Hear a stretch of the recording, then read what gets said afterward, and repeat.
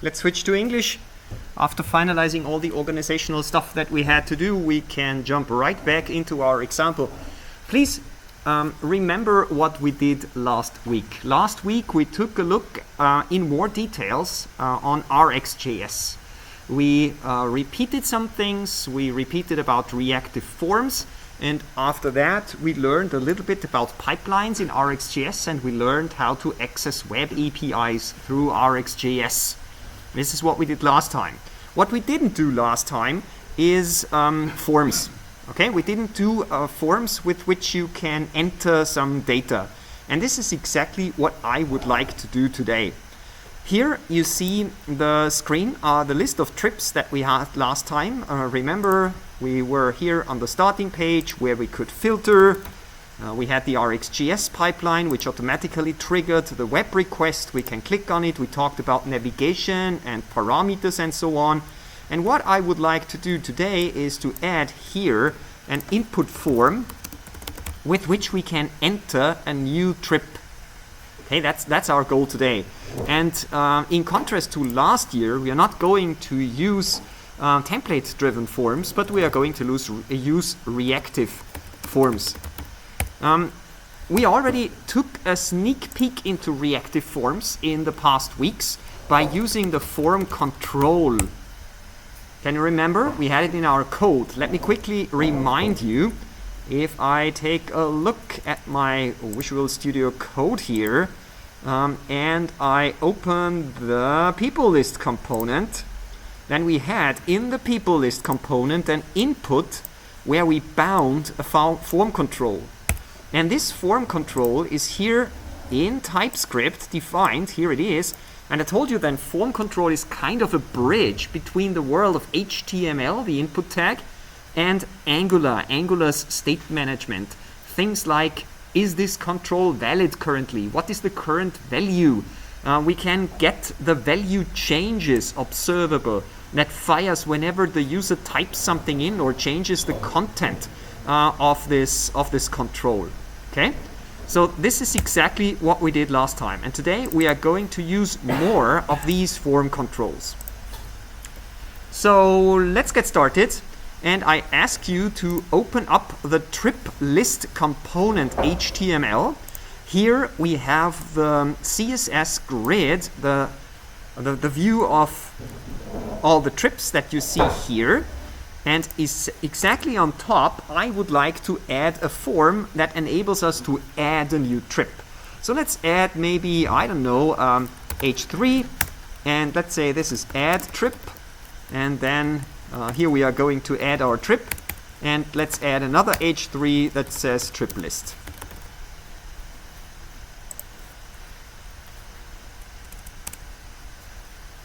And if we do that, we should see the add trip and trip list, and here we will add our form. You can immediately start by typing the form element. Yeah, we are good. Everything should be good to go. So please try to run your app, open your app, and add the form. I can increase the font size a little bit so it's easier for you to follow along. Okay, this is what we need.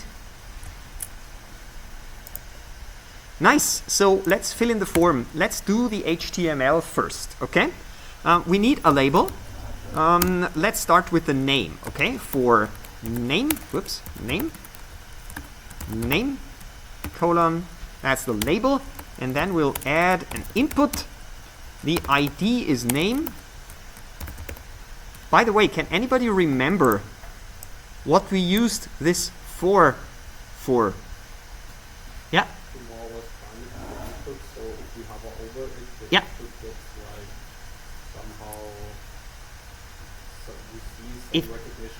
Yeah. If you click on the label, the focus is set to the input. That's the most important distinction. And that's very useful, especially if you use a tablet, for instance, because if you have thick fingers, you just press on the label and immediately you jump into the input field. So this is why you should really set this label for. Okay, we have a text. That's pretty clear. If you want, you can add a placeholder. That's completely optional. Enter trip name here. That's completely optional. You can do that, but at the end of the day, that's fine.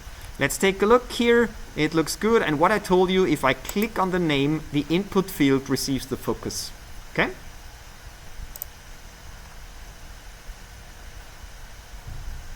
Nice.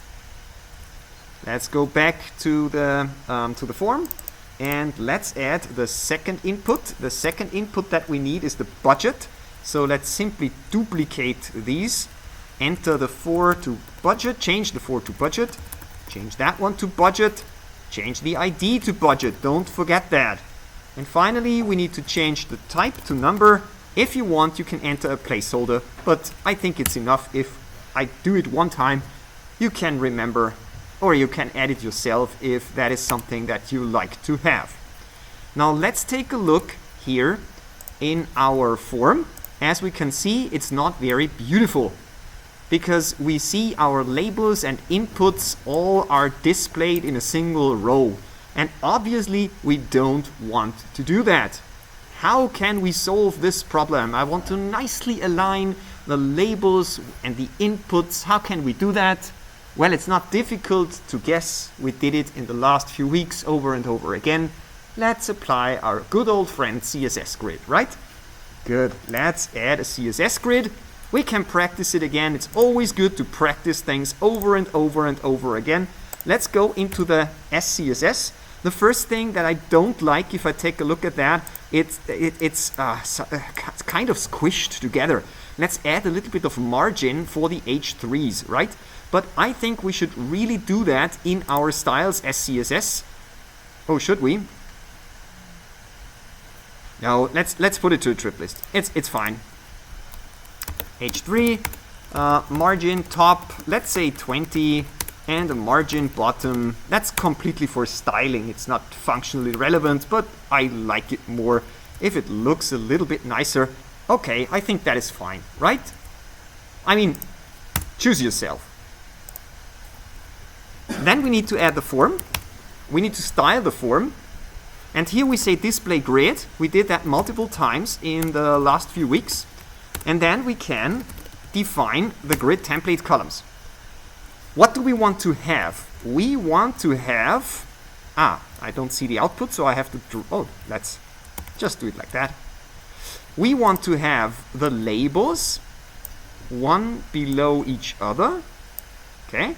And then we want to have on the right hand side the inputs, and they should all have a common width. That's the idea here. So how would we define the columns of our grid? Well, it's not very difficult. What we can do is we can simply say auto and one fraction. That means that the first column, the label, is sized automatically depending on the length of the labels. If we translate our labels into different languages, they will have different lengths. So auto is a really good choice here.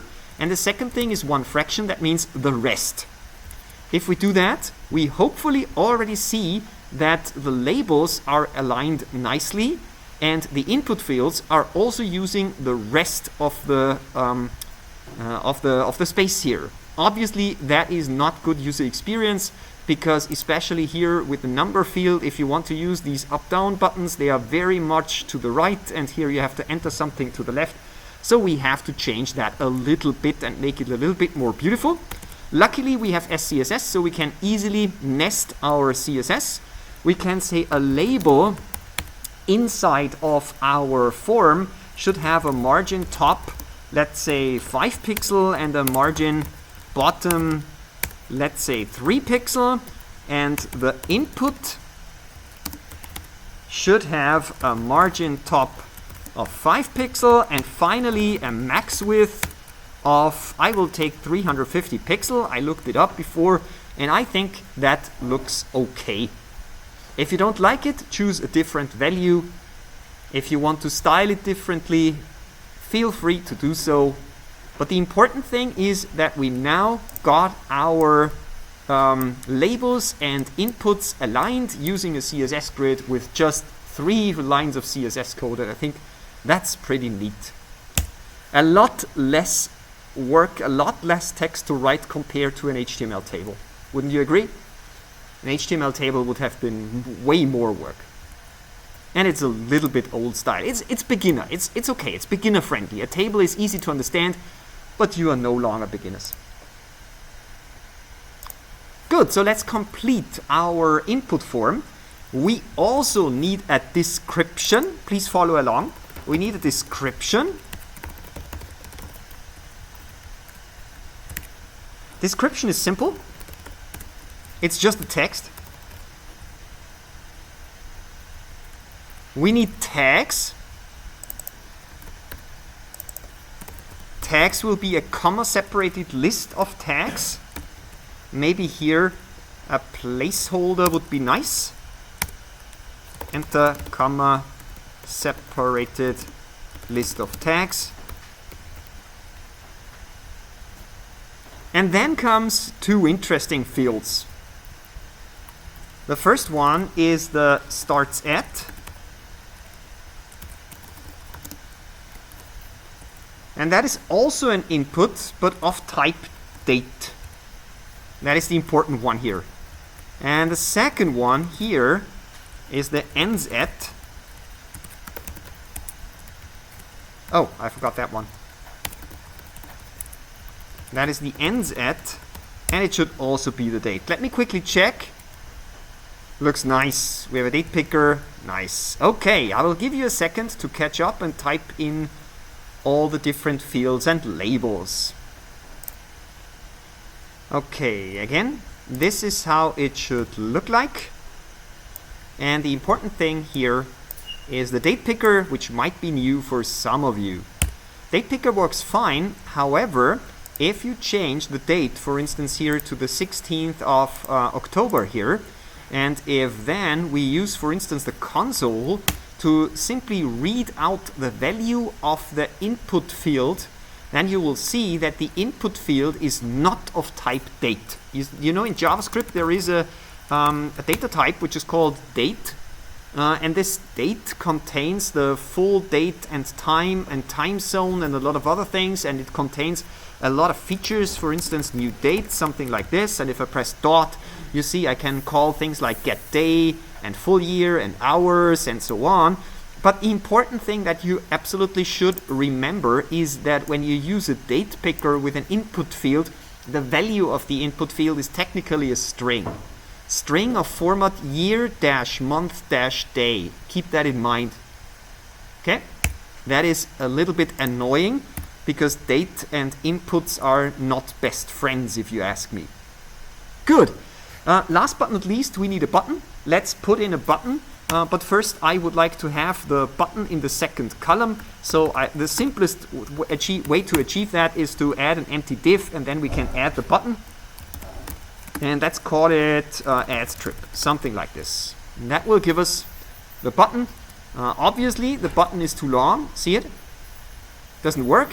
So if we take a look at the SCSS, what is the simplest way of solving this problem? Simply add the button selector with a comma here in the CSS, because then this style is applied to both the input and the button. And if you take a look, now it looks okay-ish. Fine? Make sense? Does it work? That was just HTML and CSS, not a lot of new stuff. Does anybody have questions so far? Nope. I didn't guess so. Good. So now let's try to add a little bit of functionality.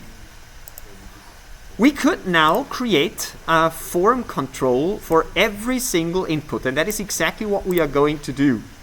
But in addition to just having form controls, we will group them for the entire form in a so-called form group.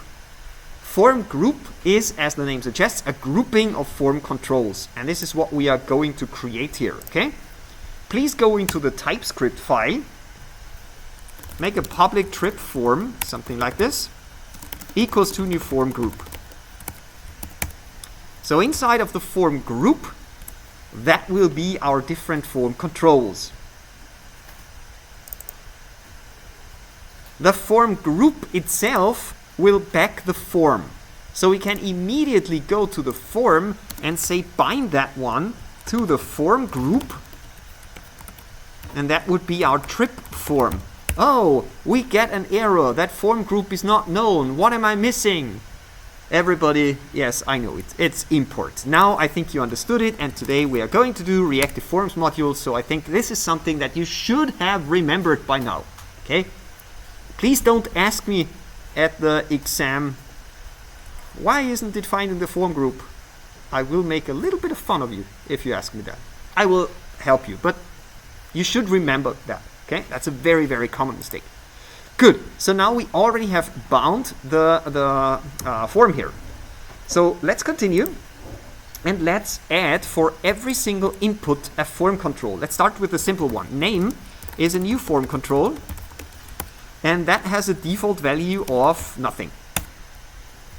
Now budget is a new form control, and let's say the default budget is 1,000.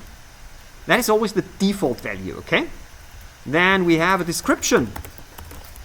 That is a form control, and the default value is nothing. Then we have tags, and the default value is nothing. And now it becomes interesting. We have a starts at. Now what is the default value? Does it make sense to say new date? Technically, what is the field? I show it to you. A string, right? So let's just add an empty string, and that will give me an empty date. Okay? And finally, we say nz. And with that, we have our nice little form controls, and we can bind the different elements in our HTML using these names. And that works as follows. You simply go to the input and add form control name equals to name. And at the budget, you say form control name. Now guess what? Budget. Description. Oh, it's very, very difficult. Form control name is the description. Tags. Form control name is the tags. And finally, form control name is the starts at, and form control name is the ends at. And you can verify if it works by going into your application. I lost here. Here we are. And you see I have my default value, and always, always, always look in the error page, look in the console, and it happens that I made a mistake. It shows me that it can't find a contour with name starts at. Now let's take a look, let's check. Here I say starts at, and here I say start at. You see? Now I fix it, and it's done. This is why it's so important to always take a look in the console. If I wouldn't have done that, I mean, I made the mistake consciously to demonstrate to you what I mean. If I made that mistake and I wouldn't have looked into the console, my form wouldn't have worked, and maybe it would have taken me a long time to figure it out. So take a look in the console, please. Good. Please catch up so that we can add the rest of the business logic. Angular knows a nice little trick if you get bored writing so much code. Form control, form control, form control, form control. There is an abbreviation. You can write it like that. You can simply say FB, that's the so-called form builder. You have to dependency inject the form builder. And then you simply say fb.group. And then you do not need to write form control, form control. If you have a subgroup, that's also possible. You do not need to write form control, form control, form control, and so on. It's simply a little bit shorter. Please choose yourself. If you like this syntax, use it. If you do not like this syntax, use the same syntax as I used here. I personally find this syntax a little clearer, especially if you start with the topic. But if you are a more experienced programmer, you maybe want to have shorter code, and then you can use exactly that code. Good? Nice. I like that.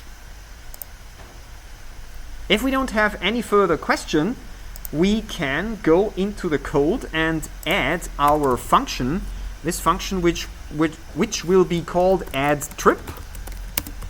And here in the addTrip function, we want to add the trip. We'll add the code in a second.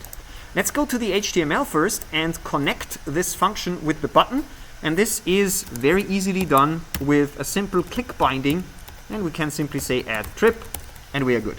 So now we have wired up the button addTrip in the form, the button with the function addTrip. This is what I wanted to see. So, clear so far? Good. Let's add another functionality, validators. Remember what we did last year when we created so-called template-driven forms. We regularly did the following. Let me zoom in so you see it better. We took an input like that one and we added things like, I don't know, max length and required, and so on. So we added some additional properties to the input to make them required fields and so on. You can remember, right? And I told you that automatically, magically, CSS stuff is injected so we can draw a red rectangle around it if it's wrong and things like that. We had that last year. But it's kind of strange to put all these logic items in the view layer, because that is the view layer. This defines how the view looks like. It shouldn't define how the view behaves. Behavior is something that we put in TypeScript, right? And this is exactly how reactive forms work. They do not add validators in HTML, but they add the validators here in the TypeScript code. So what we can do is we can add an array of validators. It's called validators. And then you simply say, for instance, required. And of course, there are all the other validators that we had last year. Want to have a max length and things like that, you can use these validators. The Angular documentation also contains chapters that tell you how to write your own custom validators. It's absolutely possible to write custom validators.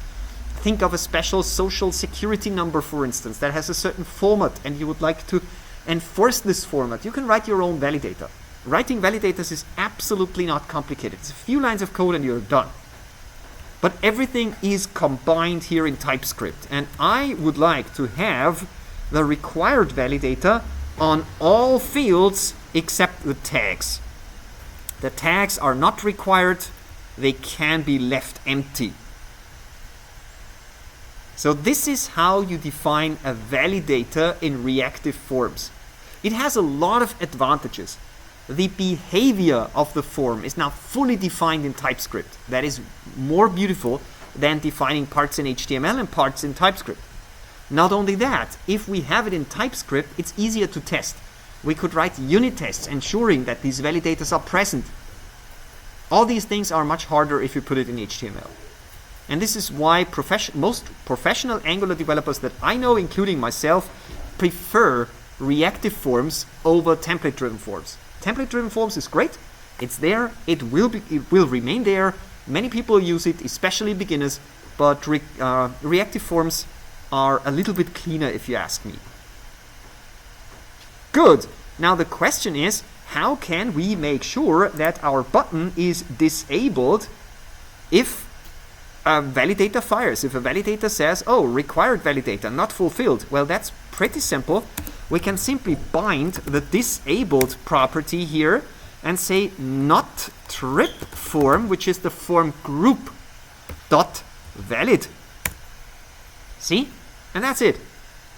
So the form group, this one, combines all the different valid states from all its child controls into a single valid state. So if one of the children is not valid, the form group is also not valid.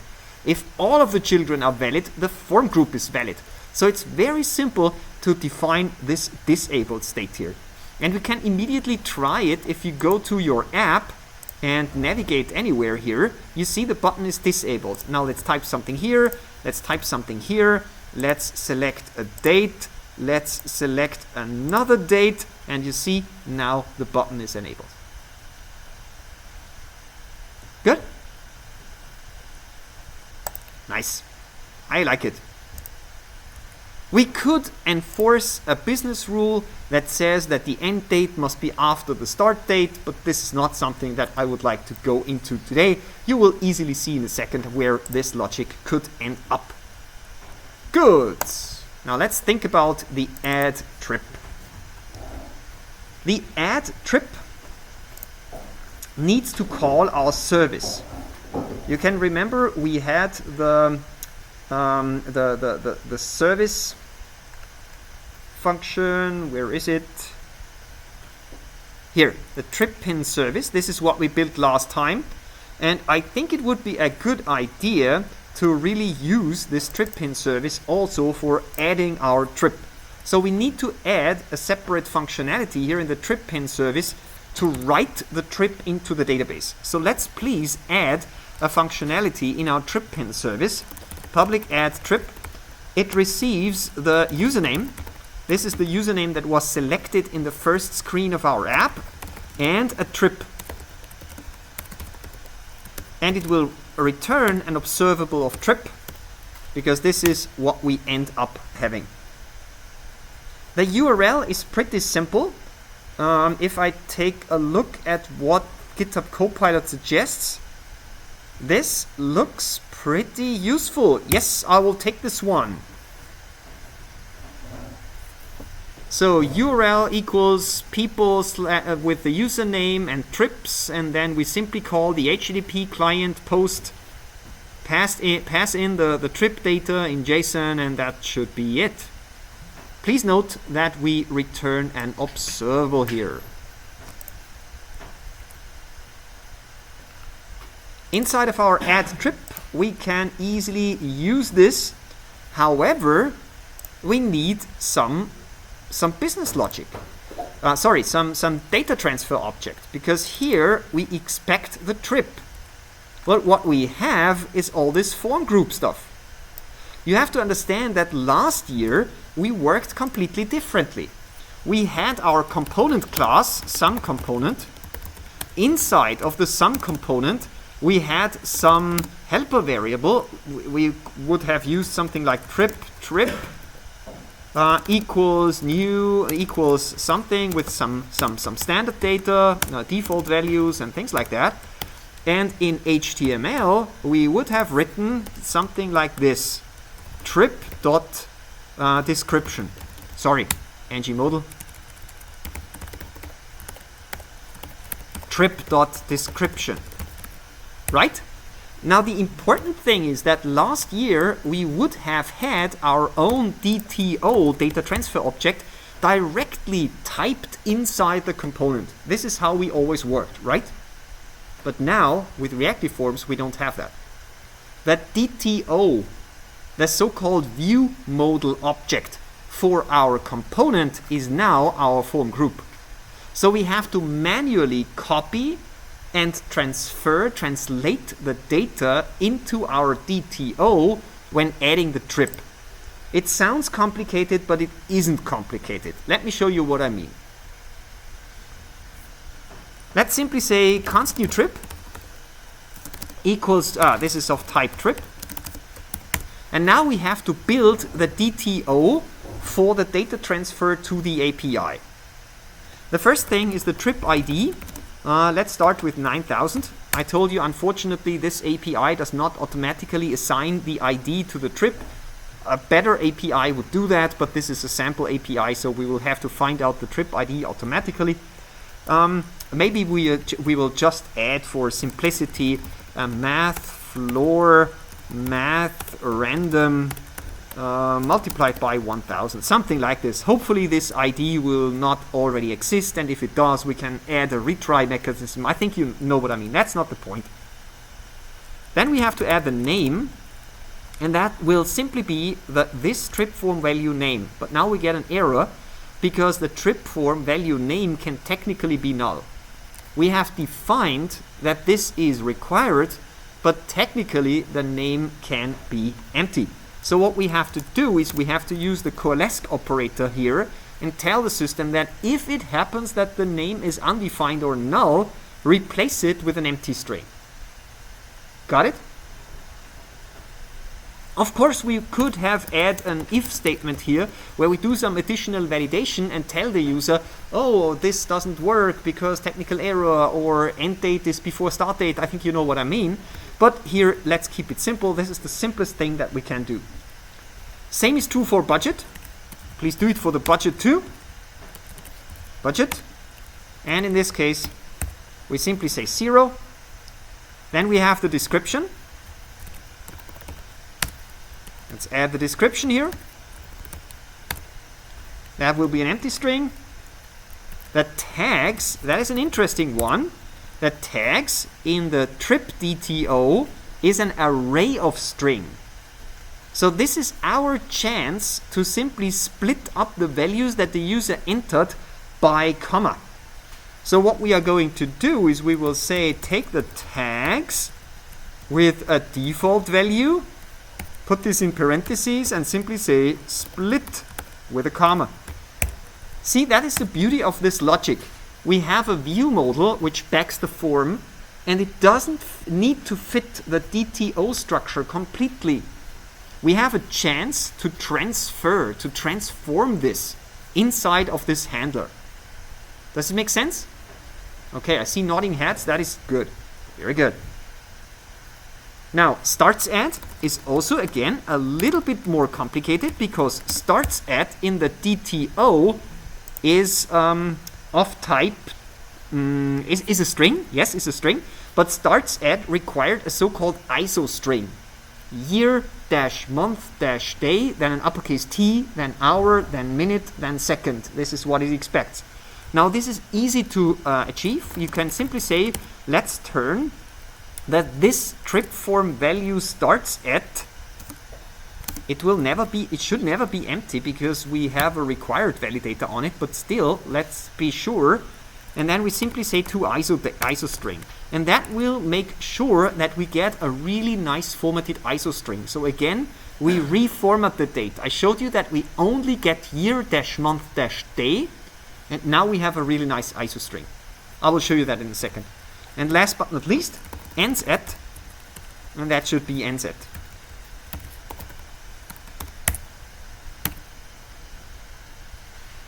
Any questions so far? Very good, questions answered.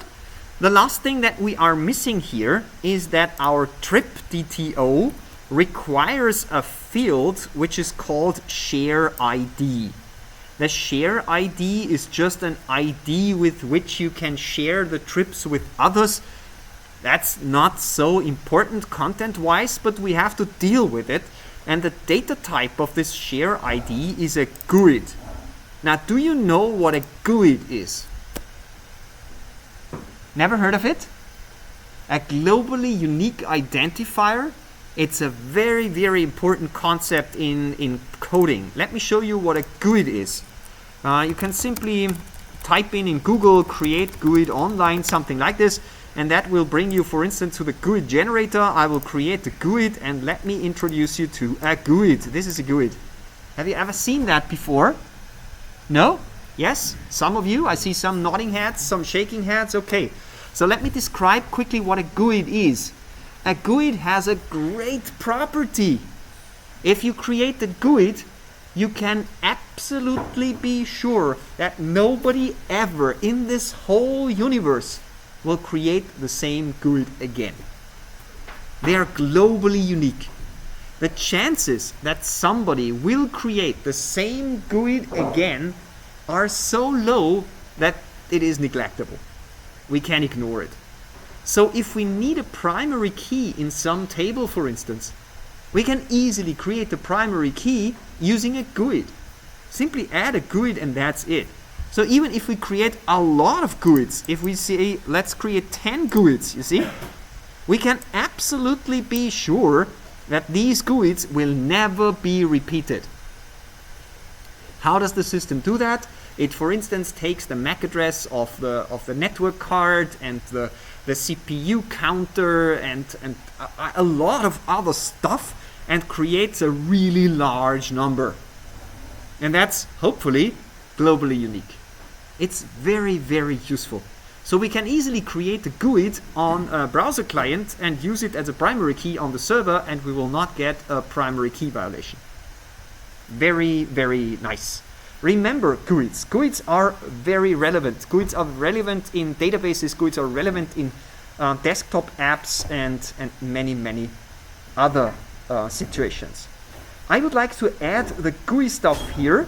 I hope it's okay for you if we make a little bit longer. I know you would have a break now, but let's add 10 more minutes and then we'll do a little bit longer break, because afterwards you have your own exercise on which you can work. So I did not forget that you have a break. I just want to enlarge it a little bit longer so we do not need to stop right in the middle, okay? Good. Now, how can we deal with GUIDs in TypeScript? It's very simple. We have an npm package for that. Please add the npm package using npm install GUID TypeScript. This is what we need. It's widely used. It allows us to create GUIDs in the browser client. npm install GUID TypeScript.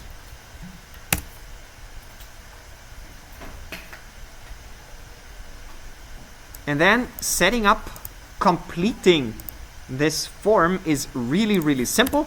We simply say the share ID is a GUID. See, this is now available. Create toString. That's it. Now the error is gone. We created our GUID and everything is fine.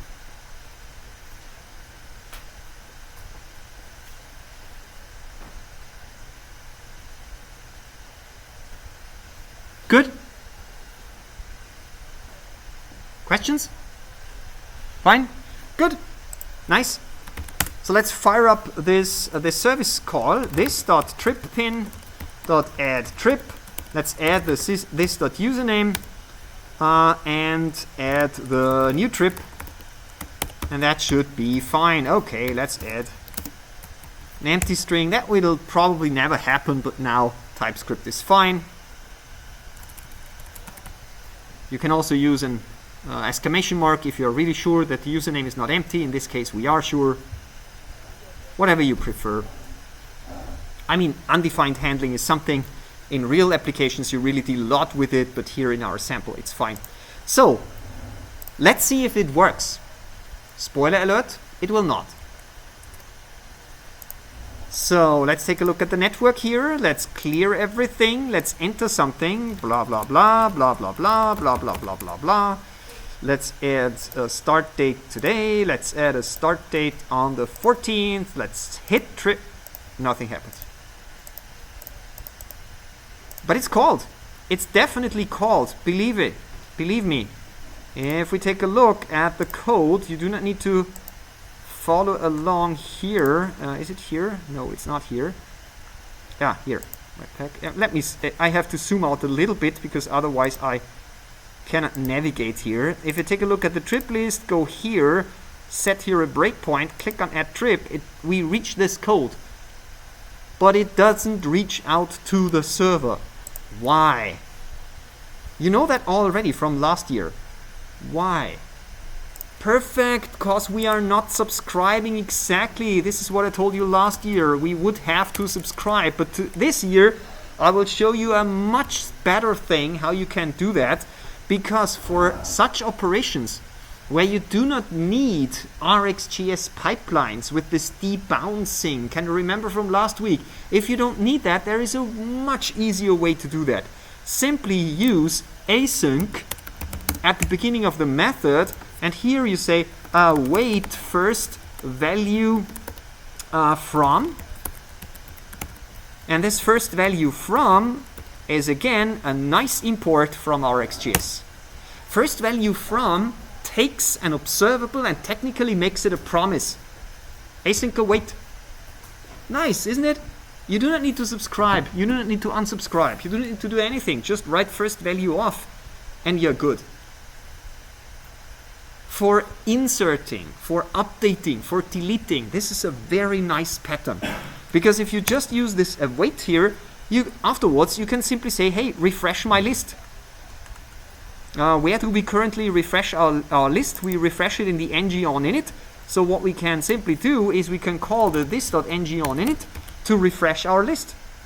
And we can reset the form, this.trip form, reset, and that's it. Now it should work fine. We add the row, we send everything, we add the row by calling the API, sending everything to the server, then we are reloading the list, and we are resetting the form. Let's try it, okay? So, add something here, comma separated list.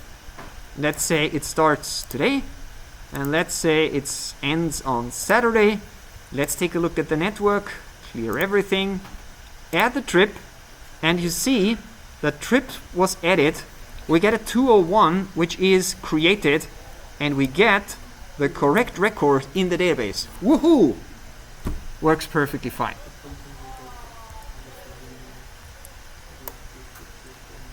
Take a second to complete the code and test it on your side. Let's summarize by taking a conscious look at the code again. The big difference compared to last year is that we created now these form groups and form controls and put the validators all inside the TypeScript code. And then, if we would like to interact with the backend, we build the DTO manually, have the chance to take the form controls and convert their values accordingly, like for instance splitting it up here. And I showed you a nice little trick with which you can turn an observable into a promise and use async await on this promise. I personally find this coding style really nice. It's not complicated. Build a DTO, call the backend with async await, refresh some data on the screen, reset the form, and we are good.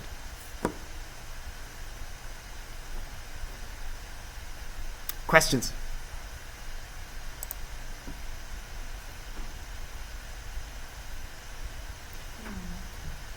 Yes, question. Very nice. And this is exactly what I wanted you to show today. Now we will have a 10-minute break.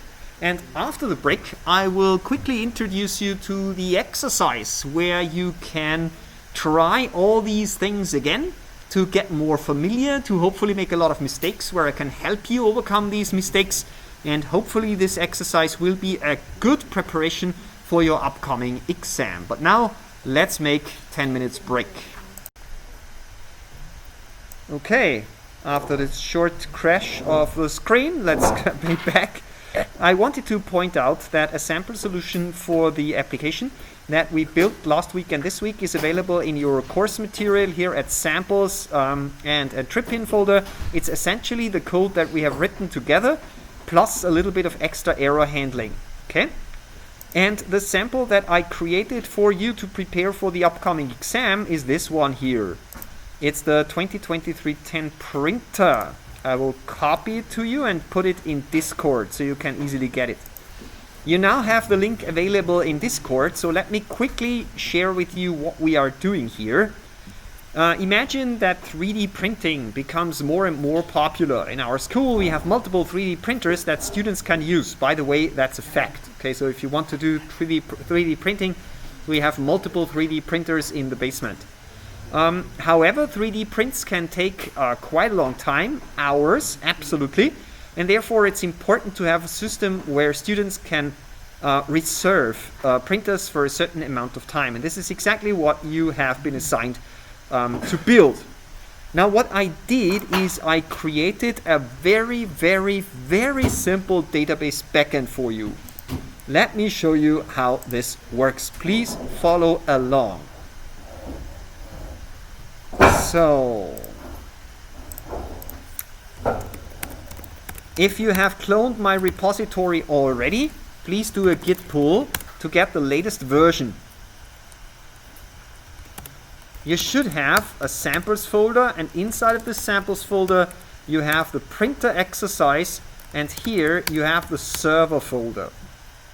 This is a very, very, very simple, not production level code backend.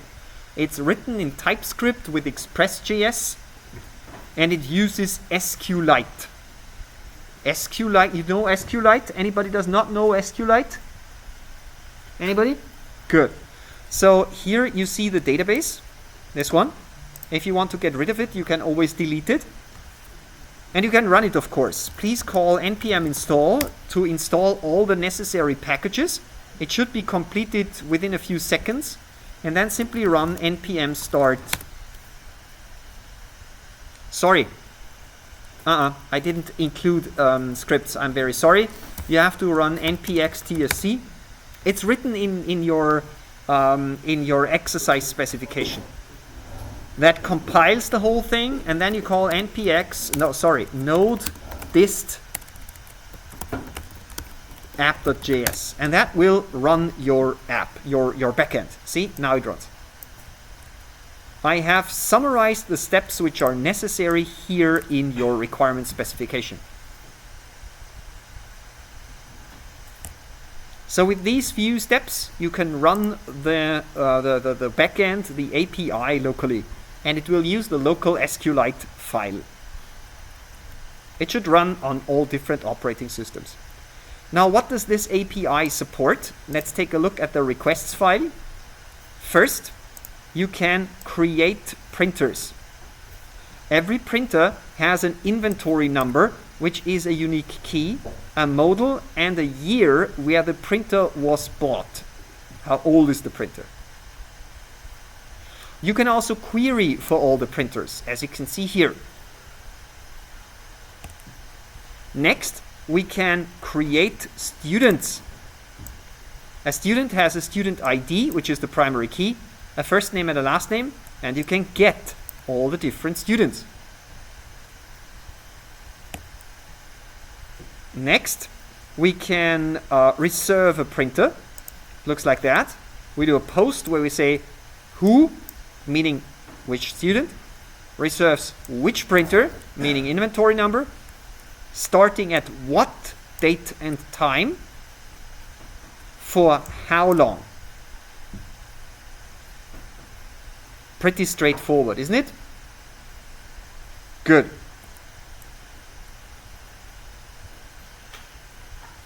If you make a mistake, for instance, something like this, the server will give you an error. If you add a printer with a foreign key that doesn't exist, the server will give you an error. Last but not least, you can query the reservations. You can say, give me all the reservations. Note that this will only give you the future reservations. If you want to include the past reservations, you have to add this. You can also query the reservations by name, and the name is looked for inside of the student name and inside of the printer name. Okay? This is done automatically. And of course you can combine the name filter with the time filter. This is essentially what this API is capable of doing. Nothing fancy, and please don't be angry with me, I did not polish this API, so sometimes you get back an internal server error where a bad request would have been better. I also have limited time, so I hacked together this API during the night, and it works, but it's not production level code, so please don't take it as a best practice. It's really just a few lines of code. You can take a look at this code. The nice thing, if you build it like that, is that this code is really, really not long, as you can see. Just, I don't know, 170 lines, and you get a working API. It's not beautiful, but it works. Now, what is it that you should do? I would like you to implement, of course, an Angular application where you add a route with which students can search through existing reservations. They can enter a filter string, and please use FormControl and RxJS pipeline to implement the search. So I want you to practice T-bounce time and all this stuff. You can take the exercise from last week and use that as a template. Display the list of reservation in a CSS grid. By now, CSS grids should be kind of boring for you, but this is exactly what I want to have. I want you to repeat, so you really remember what you are doing, and that is exactly what we need. Second, I want you to implement a route with which students can create reservations. So create a reactive form as we did today. Handle errors gracefully. So if the server says, oh, what you sent me is not okay, display a nice error message on the screen if something happens. You have to find out how I can help you overcome any problems here. The printers and the students must be selectable in a drop-down. So not just a text field, use a drop-down field, okay? So you have to load printers and students from the backend. And last but not least, use a date picker control for the date. Please use datetime local, because that will give you a date and a time picker. Okay? If you want to have an extra challenge, that's not mandatory, that's optional, you can add an additional filter to the list. A filter that says include past reservations. It should be a checkbox. If the user checks it, you add past equals true. If the user doesn't check this checkbox, you do not include past equals true, or you include past equals false. So you only get the future reservations. If you now think, oh, that should be easy, I mean, I will do that immediately, try it. It's not that simple. Okay? It's not that simple. I will spend a little bit of time while you are now working on your exercise to give you a sample solution for exactly that, because maybe you get confronted with a requirement like that, but you can try it on your own. We'll see how it goes. Okay? Nice. Does anybody have a question regarding this exercise? Your upcoming exam will be on a similar level of complexity. Okay? So you will have an existing API. You will need to display a list of values. You will need to use a CSS grid. You will need to do some filtering and building some strings and some query strings and so on. You will need to implement a form, and it will need to send this data to the server in order to insert it in a database. Clear? So this is a very nice exercise. I know we have done all the steps before, but see it as an exercise. We need to repeat in order to get hands-on experience. If you don't have any further questions, start with it. Enjoy the exercise. I'm here for any questions that you have.